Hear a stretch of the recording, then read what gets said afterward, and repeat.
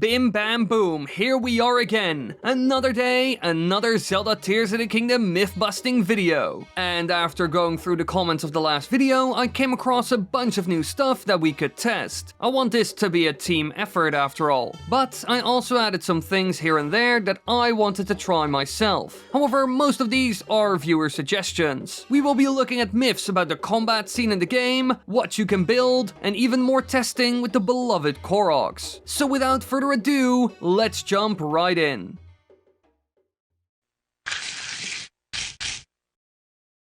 Number 15.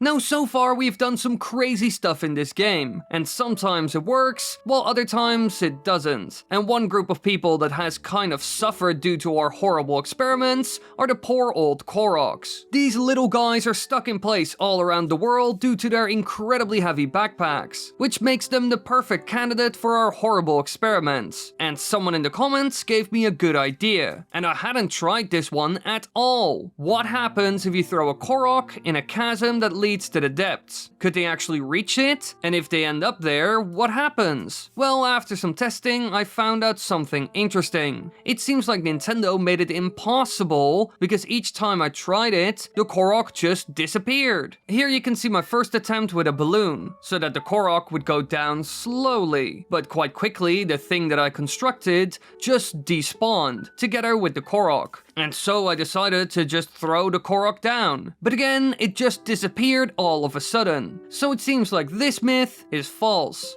Koroks can't reach the depths and will actually despawn if you throw them into one of the chasms found all over Hyrule.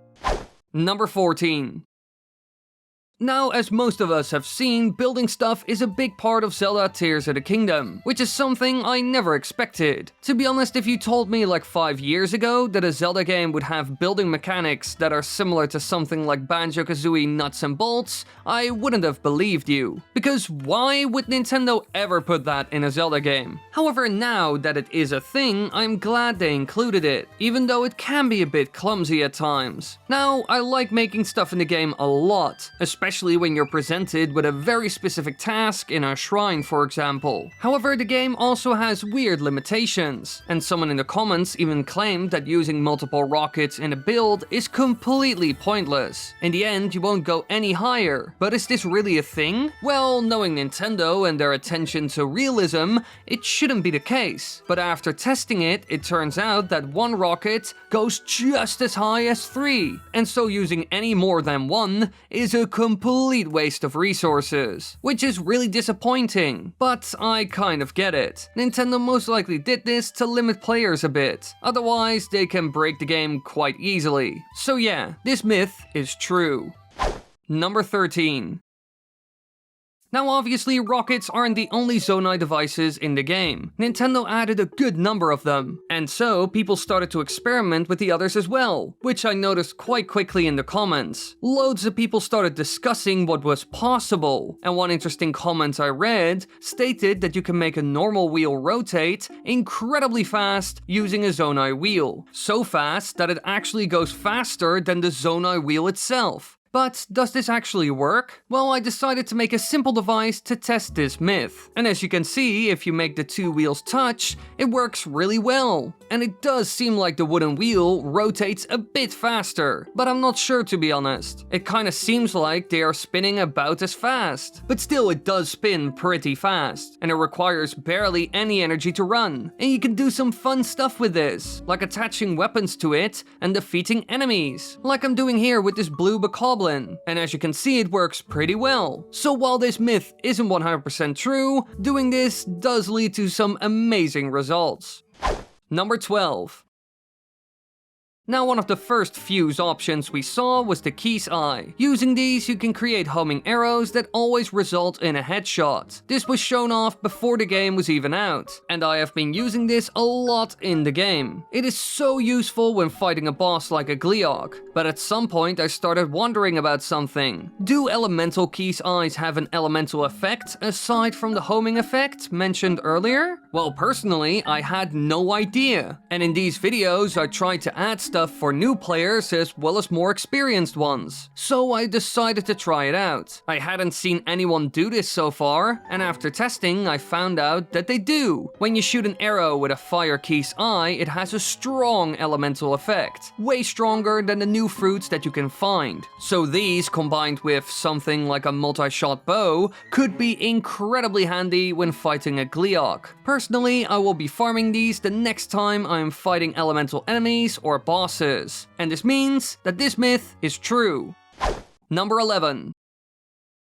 In Breath of the Wild, bombs were easy to get. I mean, they were part of your Sheikah Slate tool belt. However, in Tears of the Kingdom, this changed. They weren't part of your standard kit, and so you have to find them in the world. And so, an old Zelda classic returned, the Bomb Flower, which can be found in the depths around specific trees. Well, that's where I always find them at least. However, in the comments of the last video, somebody asked me if enemies will do anything with them. Normally, bokoblins will pick up stuff like explosive barrels and weapons they can find to kill you. However, will they do the same if you give them a bomb flower? Well, before testing it, I thought they would. It is a consumable weapon after all, and throwing it could ruin my plans, leading to a bokoblin victory. But after testing it, I found out that they completely ignore them. They don't use them whatsoever. Even the smarter silver bokoblins, who are known for lighting weapons on fire to deal extra damage and picking up explosive barrels, didn't do anything with them. Heck, this one is even unarmed and decided to throw rocks instead of the two bomb flowers right in front of him. So surprisingly enough, this myth is false. Bokoblins won't use bomb flowers whatsoever, only explosive barrels, which is really odd. Number 10. In the last video, we tried something that could save us a lot of effort as well as resources, defeating Gloomhands using only one item. But I won't spoil what we did! If you want to know, you gotta check out the previous video after we're done with this one. Because we are once again testing something on the Gloomhands. Do Dazzle Fruits, or Bright Blooms, deal extra damage or kill them instantly? This one was once again suggested by someone in the comments, and it's certainly a good one. And so I went to my favorite Gloomhand spot on the Great Plateau to give this one a go. And what happened was interesting. The Bright Bloom did nothing. Sure, the arrow did damage, but the flower itself didn't do anything. And then I decided to try a Dazzle Fruit. And while it does stun the Gloomhands, which can be very handy, it doesn't deal any extra damage, even though it does look like it. And so sadly enough, this myth is false. While these items are amazing sources of light, they won't deal damage to gloom whatsoever. Number 9. When exploring the world of Hyrule, you can use multiple different things to get around, mostly horses and Zonai devices. However, the shield surf is still a very popular option, especially when you need to go down a mountain. But now with the fusing ability, you can improve the shield surf even further, which I showed off in the previous video. But after that video, I started thinking, sure, ice works really well, but what happens in the desert? As we all know, both Breath of the Wild and Tears of the Kingdom are pretty realistic games. So you would imagine that ice would melt, but does it? In some instances, as we have seen in this video, certain things don't make sense at all. So I had to test it. And as you can see here, the ice sheet on the shield does start to melt. And while it lasts for a while, at some point it will just break, which I kind of expected. And so this myth is true. An ice shield is amazing for shield surfing, but in a hot environment, it will suddenly break after some time. Number 8.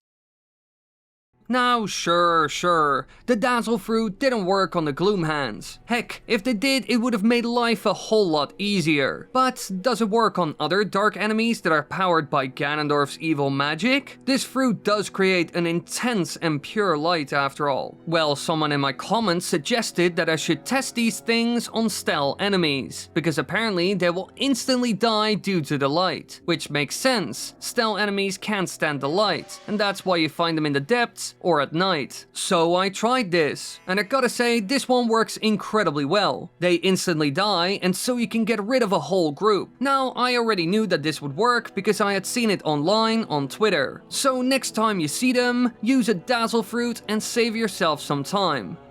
Number 7.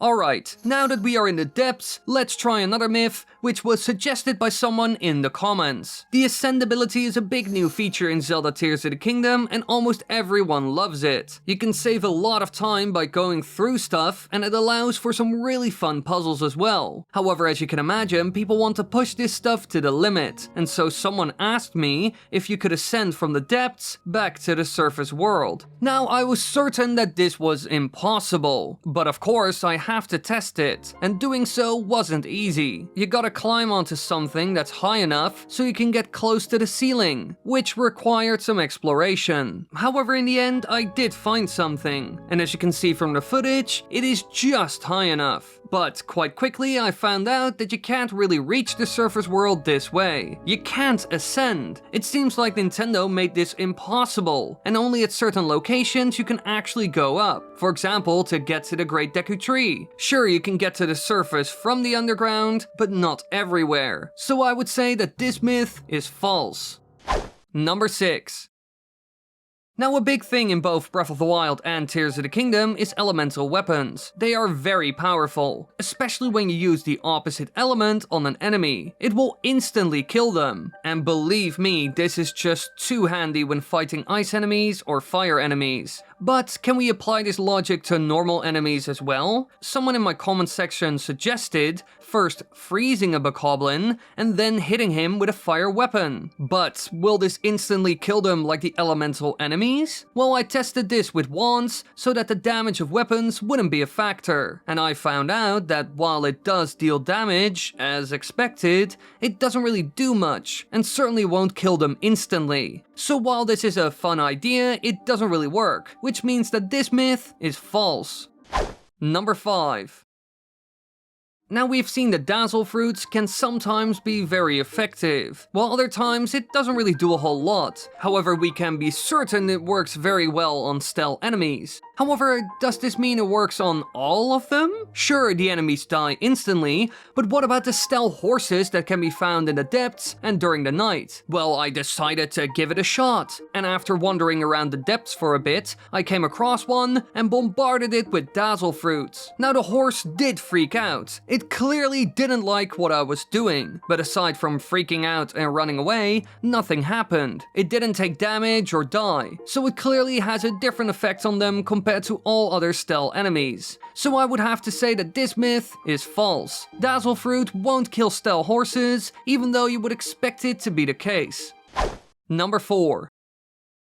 Alright, this next one is pretty pointless. You really can't use this for anything. Well, as far as I know. But it is an interesting and fun claim. Someone in the comments said, and I quote, "Using Ultra Hand on snowballs can make them absolutely gigantic." Now, in Breath of the Wild, we can make big snowballs by rolling them down a hill, and as they go down, they grow in size. But according to this person, you can just rub a snowball on the ground, and it will magically grow. But does it? Well, after trying this, and man, this took longer than I would have thought, I had to look around for ages in order to find a snowball, I found out that it was real. I just picked up the snowball with Ultra Hand, and in no time it was absolutely gigantic, as big as a snowball can be in the game. So yeah, this works really well. Sure, you can't really do anything with it, but it is fun, I guess. And it might be useful to take out an enemy or two, who knows. Number 3. In the last video, we looked at how boomerangs behave when you attach certain things to them, especially heavy objects like stones, because someone in the comments suggested that something like that could mess with its ability to fly and come back. However, after some testing, it seemed like it would fly well no matter what you added or how big it was. But then, viewers in the comments claimed that a stone talus heart would actually affect the boomerang. So I had to test this, of course. And so I decided to find one of those stone behemoths to give it a shot. And after some testing with both a big and small boomerang, I could see very well that the stone talus heart was messing with their flight. Each time it would fall to the ground instead of actually getting back to me. So yeah, the stone talus heart really is too heavy for a boomerang, while something like a gigantic boulder is completely fine. Which is, weird, but it does show that the myth is true. Number 2. When you first go down into the depths, you will quickly run into a number of new challenges that you won't find anywhere else in the world. Like the gloom that damages you permanently. Well, until you find a light source to restore those hearts. And another problem you will come across is the dark. It is pitch black down there, and you need to activate light nodes in order to actually see something. Well, unless you use things that generate light, like specific food items, Zonai devices, or plants. However, someone in the comments said that there's actually one way of generating loads of light on a vehicle without using any power. Just use a bright bloom and throw it on a vehicle, and this way it will stay in place and you can ride around while lighting up the entire area. But is it really that effective? Well, yes, this myth is true, and it works incredibly well. So well, in fact, that I always do this. Really, there is no better way of exploring the depths. Number 1. Now we've tested a lot of things today, and now we are down to the last one, and it involves a boomerang. In the previous video, which you can check out after we're done with this last myth, we covered a number of boomerang myths, some true and some false. And today we will look at another one that was suggested by a viewer, and when I saw it, I was surprised as well as curious. He said that attaching a rocket to a boomerang and throwing it will make it go super fast, and after reading that, I had to give this one a shot. Because I was especially curious if it would still act like a normal boomerang, which means that it would fly in an arc and would come back to you, but this time it goes a lot faster and further due to the rocket, and I really hoped that this would work, but I found out that this isn't the case whatsoever. I threw the boomerang and it just flew forward at an immense speed, and then it was gone. It fell into the water and didn't come back, which was very disappointing. And sure, the claim made by the commenter is true, but it doesn't behave like a boomerang anymore, which makes me very, very sad. Now this is the end of our myth-busting video, but don't worry, because I made 3 others which you can check out right now. And don't forget, leave your ideas below, because I do read a lot of the comments. Thank you all so much for watching, I hope you enjoyed this video. Like I said, leave your ideas below, any suggestions, improvements for the video, whatever. Thank you all so much for watching, like, subscribe, click the bell button, do all the good stuff. Bye everybody, bye, bye, please subscribe, I'm very desperate. Yeah, that's kind of my outro. It's just kind of chaos.